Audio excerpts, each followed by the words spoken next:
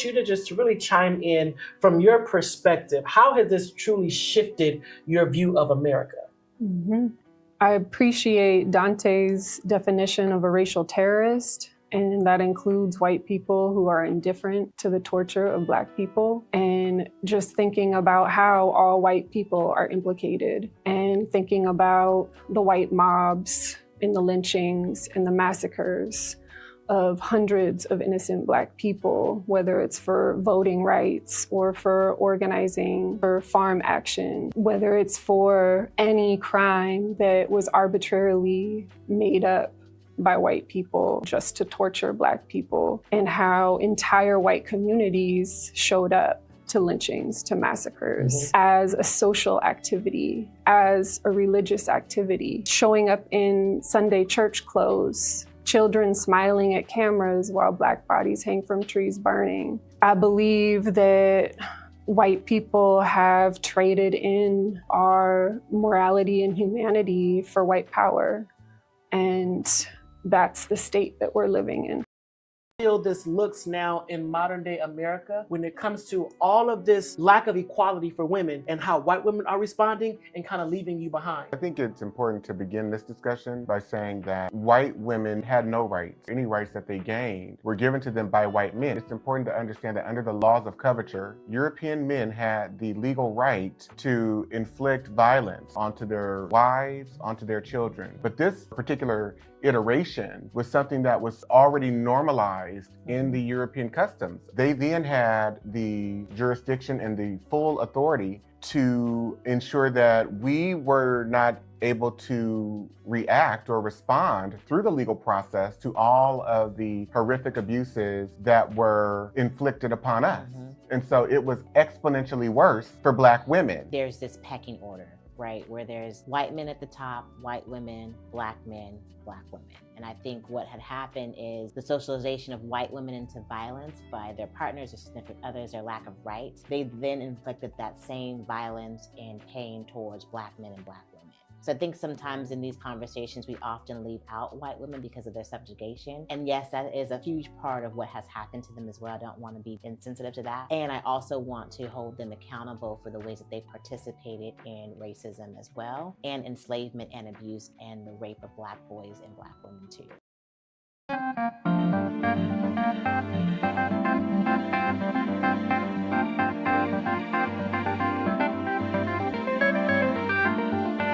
How does the socio-political experiences of white differ from Blacks? In one frame, the sociological ideas that have been created about Black people, projected onto Black people, but also that have been created to establish and define who white people are and how they see themselves. When we talk about how that feeds into the political, white people as a political organization are ascribed rights, privileges, advantages. So race as a political variable serves them for the purposes of the positions that they take as individuals, as well as a collective group. So when we talk about how whiteness serves white people sociopolitically, I'm inclined to think about one of the articles I referenced in my book as it pertains to this white guy, John Corcoran. He was incapable of reading. And in this article, he says, at teacher conferences, my teacher told my parents, he's a smart boy, he'll get it. And they moved me on to the 3rd grade. As a white boy being moved through an educational system that says you actually have to demonstrate that you're capable of reading, writing, arithmetic, right? He didn't have to be capable of any of that. And the teachers maintained that he was a smart boy. Which Black children do you know that in the face of their inability to demonstrate that they can read, they would have a belief maintained about them that they are smart children? It does not work that way for us. Dr. Amos Wilson told us, we have a school system that is based upon the psychology of white children and white people. If we are trying to educate our children in that system, they are bound to fail. The very structure of the educational system itself is based upon a white model, and therefore it has a built-in failure mechanism for Black children, one way or the other. Dr. Bobby Wright told us, in their relationship with the Black race, whites are psychopaths, and their behavior represents an underlying biologically transmitted proclivity with roots deep in their evolutionary history.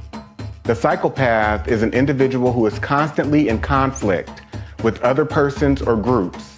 He is unable to experience guilt, is completely selfish and callous, and has a total disregard for the rights of others.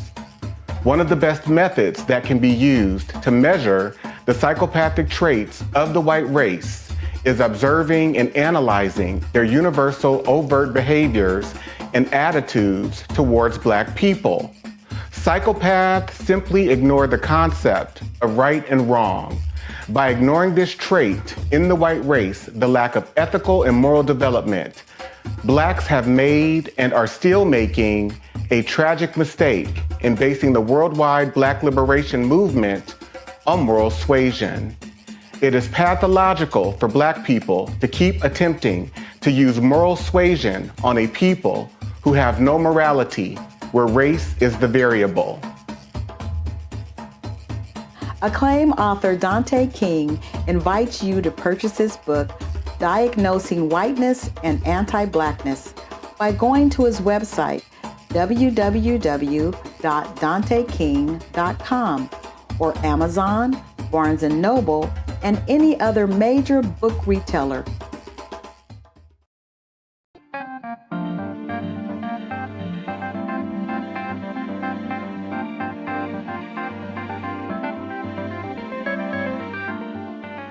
Black men are experiencing, after slavery, things like convict leasing, being pursued by the legal system to be put back into another form of enslavement. They are coming up missing, they're being murdered, being lynched by the dozens, and there's just no protection for Black women.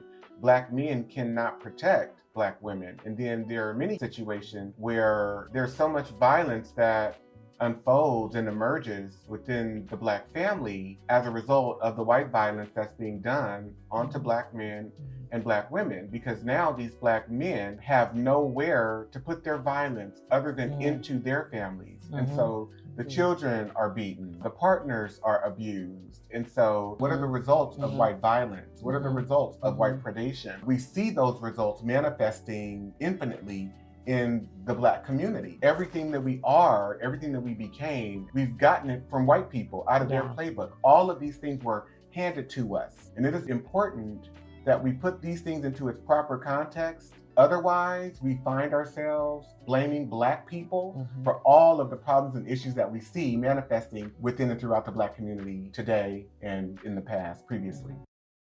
The author of the book some time to speak directly to the audience. Tell them what you know they need to hear, and the takeaway from these 10 episodes that wonderfully, thoughtfully, and lovingly unpack the chapters of your work. The last thing that I would like to leave all of you with is a call to action. Read the book, study the book with your friends and family. Take it one chapter at a time and highlight, read, reread the information contained in each of the chapters, as well as the reflection questions that are at the end of each chapter, because we have to understand we've normalized violence against African American people. We have lost all regard of our humanity towards African American people. This is a call to action to regain a sense of your own humanity in regards to how you come to knowing, understanding, making meaning about who you are in relationship to Black people, and how have you been tainted and corrupted by white rulership and white racial control. This is a lifetime journey for me. I know that I will be in recovery from white supremacy and anti-Blackness throughout my entire life. And so I'm calling us to be greater